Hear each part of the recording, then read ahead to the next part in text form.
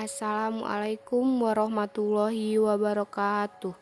Perkenalkan, nama saya Cica Mufliha Safitri dengan NIM 2280200119. Di sini saya akan menjelaskan tentang wakaf saham dalam wacana fikih. Dalam Islam terdapat 3 model sistem ekonomi, yaitu perdagangan, riba, dan sodaqoh. Sodaqoh meliputi sodaqoh wajib atau zakat, sodaqoh jariyah atau wakaf, dan sodaqoh langsung atau infak. Wakaf dalam bentuk konvensional hanya terbatas pada benda yang tidak bergerak. Namun berdasarkan asas manfaat yang ingin disebarkan lewat wakaf ini, banyak objek-objek wakaf yang baru seperti halnya wakaf saham. Dan ini tidak bertentangan dengan dasar-dasar hukum wakaf. Spirit utama dalam wakaf adalah bagaimana memaksimalkan manfaat yang akan dirasakan oleh para penerimanya, sehingga tujuan wakaf untuk meningkatkan kesejahteraan umat Islam dapat terwujud. Dalam hadis dari Anas bin Malik radhiyallahu anhu, Rasulullah shallallahu alaihi wasallam bersabda, yang artinya ada 7 amalan yang pahalanya tetap mengalir untuk seorang hamba setelah dia meninggal, padahal dia berada di dalam kuburnya. Yang pertama, orang yang mengajarkan ilmu agama. Yang kedua, orang yang mengalirkan sungai. Yang ketiga, orang yang membuat sumur. Yang keempat, orang yang menanam kurma. Yang kelima, orang yang membangunkan masjid. Yang keenam, orang yang memberi mushaf Al-Quran. Dan yang ketujuh, orang yang meninggalkan seorang anak yang senantiasa memohonkan ampun untuk setelah dia wafat.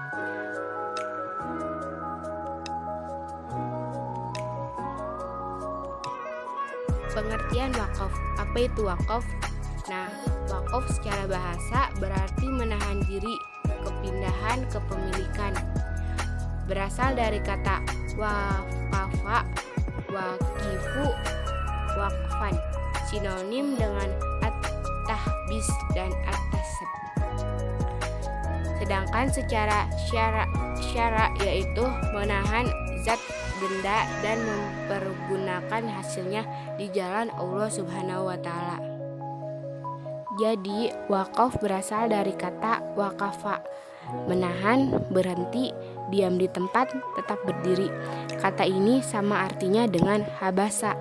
Adapun menurut Syekh, wakaf adalah menahan asal benda dan mempergunakan hasilnya. Artinya menahan benda dan mempergunakan manfaatnya di jalan Allah.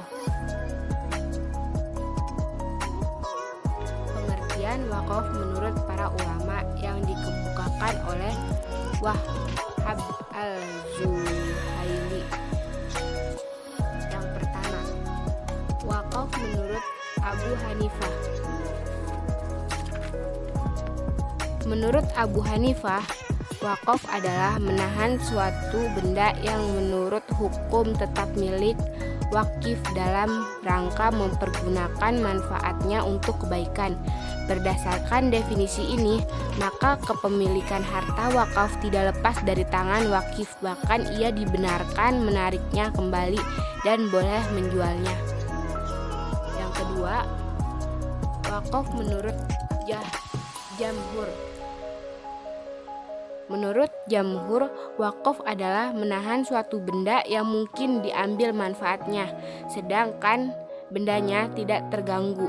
Menurut jumhur, hak kepemilikan atas harta wakaf itu sudah lepas dari orang yang berwakaf dan telah menjadi milik Allah Subhanahu wa taala.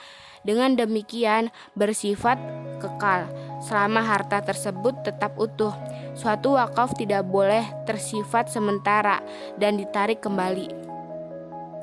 Yang ketiga, wakaf menurut Malikiyah. Menurut Malikiyah, wakaf adalah perbuatan wakif yang menjadikan manfaat hartanya untuk digunakan oleh mustahik penerima wakaf.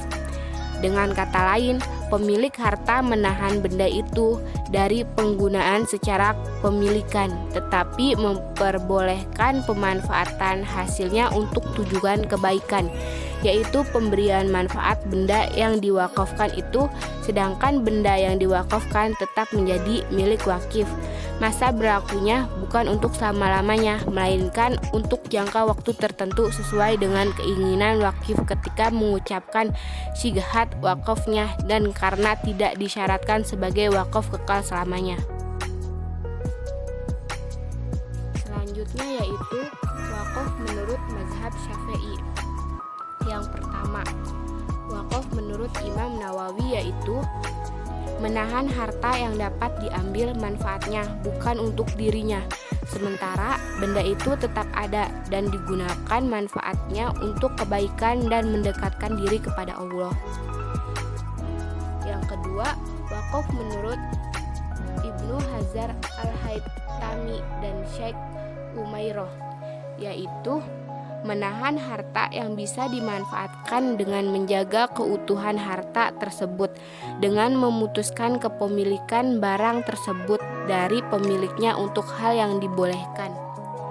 Yang ketiga, wakaf menurut Al-Syarbini, Al-Khatib, dan Ramli Al-Kabir, yaitu menahan harta yang bisa diambil manfaatnya dengan menjaga keamanan benda tersebut dan memutuskan kepemilikan barang tersebut dari pemiliknya untuk hal-hal yang dibolehkan.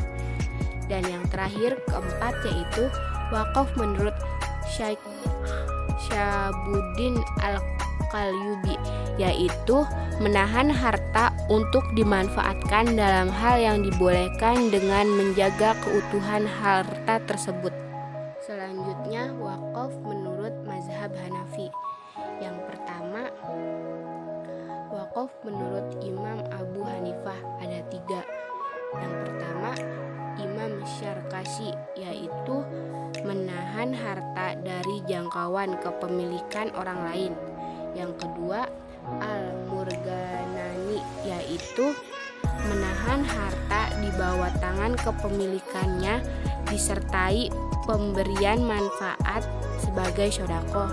Yang ketiga, menurut Ibnu Abidin, yaitu penahanan harta dengan memberikan legalitas hukum milik pada wakaf dan mendemarkan manfaat harta tersebut meski tidak terperinci. Yang kedua, wakaf menurut 2 pengikut Imam Abu Hanifah oleh Alauddin Al-Ashfaqi, yaitu wakaf ditahan sebagai milik Allah dan manfaatnya diberikan pada mereka yang dikehendaki. Sekian dari saya, kurang lebihnya saya minta maaf. Wabillahi taufiq wal hidayah. Wassalamualaikum warahmatullahi wabarakatuh.